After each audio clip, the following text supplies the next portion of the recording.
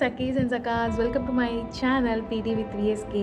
ఈరోజు మనం డిస్కస్ చేయబోయే topic self analyze and self realization. ఈ రెండు మనకి రెండు కళ్ళు ఎలానో ఈ రెండు అలాగా మన లైఫ్లో ఉండాల్సినవి. ఎందుకంటే సెల్ఫ్ అనలైజ్ అనేది ఎందుకు ఉపయోగపడుతుంది అనేది నేను ఇంట్రడక్షన్ వీడియోలో ఒక చిన్న క్వశ్చన్ వేశాను, గుర్తుందా? సెల్ఫ్ అనలైజింగ్ అనేది అసలు మనలో ఫ్లాస్ ఏంటో మనల్ని మనం క్వశ్చన్ చేసుకోవాలి. మిమ్మల్ని మీరు ఎప్పటికప్పుడు చెక్ చేసుకోవటం, క్వశ్చన్ చేసుకోవడం అనేది చాలా ఇంపార్టెంట్ థింగ్ మన లైఫ్లో.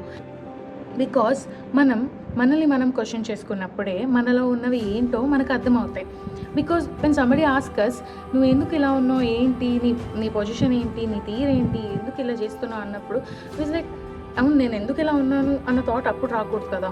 అదేదో మనమే ముందుగా okay, why I'm like this, ఎందుకు నేను ఇలా ఉన్నాను, do I want to change it, నేను మార్చుకోవాలా, లేదంటే is this necessary to me అనేది. సెల్ఫ్ అనలైజింగ్లో మన గురించి మనం డౌట్స్ ఎక్కువ వేసుకోవాలి, క్వశ్చన్స్ ఎక్కువ వేసుకోవాలి. సెల్ఫ్ రియలైజేషన్లో దానికి ఆన్సర్స్ కావాలి. Exactly this is the point.